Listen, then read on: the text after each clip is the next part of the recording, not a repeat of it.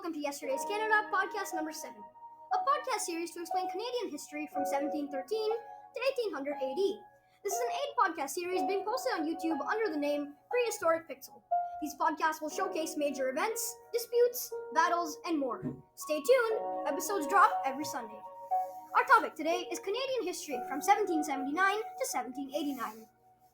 On February 14th, the world-famous explorer James Cook was cruelly assassinated by the people of Hawaii, which put an end to his search for the Northwest Passage. This defeat came in 1779. The same year, the Revolutionary War in the North came to a stalemate. The British retaliated by launching their Southern strategy, which sought to secure Loyalist support in the southern states and seize American Patriot-controlled territory that stretched north to the Chesapeake Bay. The Franco-American siege that surrounded the British force at Yorktown changed the course of this campaign, despite early triumphs, like the British conquest of Charleston in South Carolina. The significant American battle essentially came to a conclusion with the British forces' surrender in October of 1781. Yeah, go French! It's the Americans that defeated it. Oh, okay, whatever. On May 19th, a strange occurrence was noticed.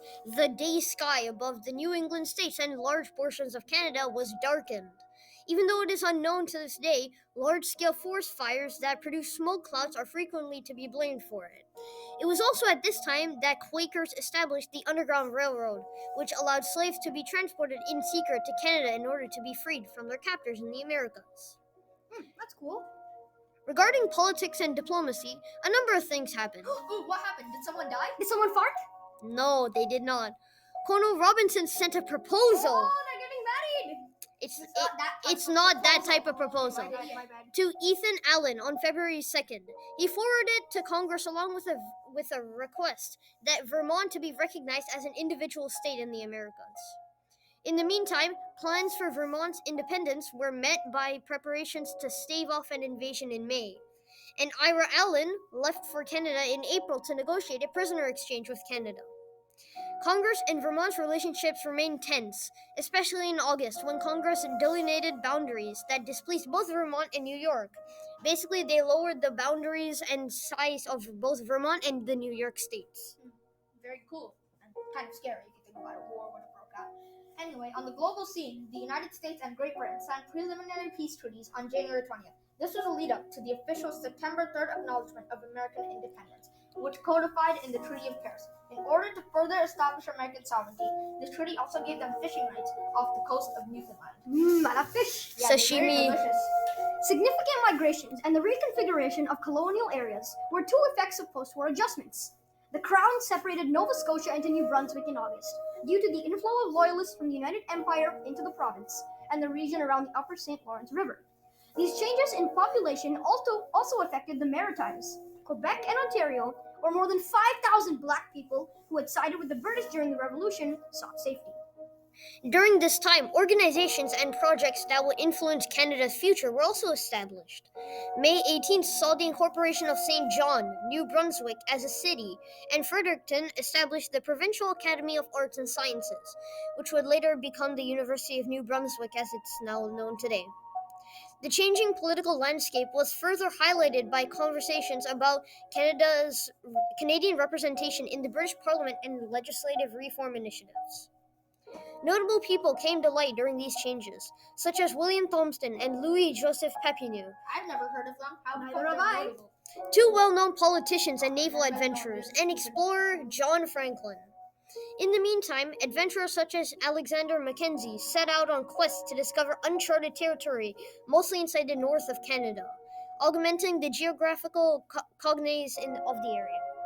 The comparison of national revenues in the late 18th century between India and Canada, ring-a-ding-a-ding-a-ding, is one of the reasons in India, ring-a-ding-a-ding-a-ding, is referenced in this episode. This offers fascinating insights into these regions' economic environments at the time. The conversion to USD in 2015 clearly shows the relative economic weight of each country in modern terms, even with the differences in nominal statistics.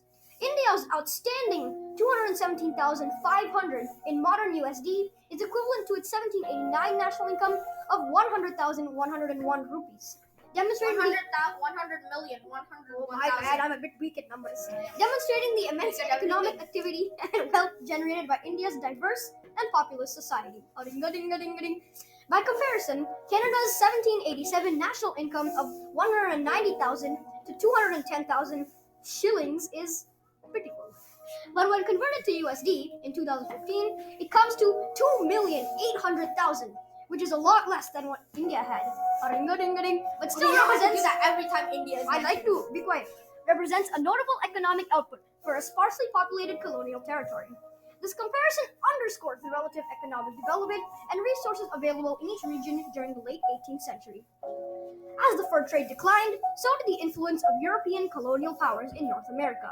These powers had established extensive networks of trading posts and alliances with indigenous peoples, primarily focusing on exploiting natural resources, including furs. With the waning profitability of the fur trade, European colonial powers began to reassess their priorities and strategies in the region. Oh, I get it. That's why we talked about India, because the British were like, Canada,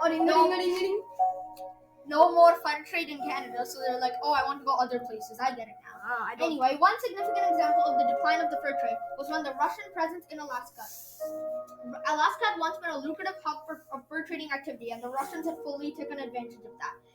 However, as demand for pelts decreased and other regions, such as the Great Lakes and Pacific Northwest, became more profitable, the Russian influence in Alaska waned and decreased. The decline of the fur trade prompted European colonial powers to diversify their economic activities and seek alternative sources of revenue in North America. This shift led to the development of industries such as agricultural, manufacturing, and resource extraction, which would later come to dominate the economic landscape of the continent in the centuries that followed. Wow.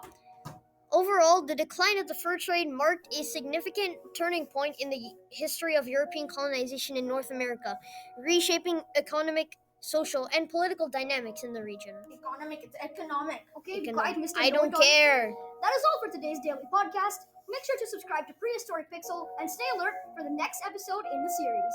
This is Yesterday's Canada. Tuning out.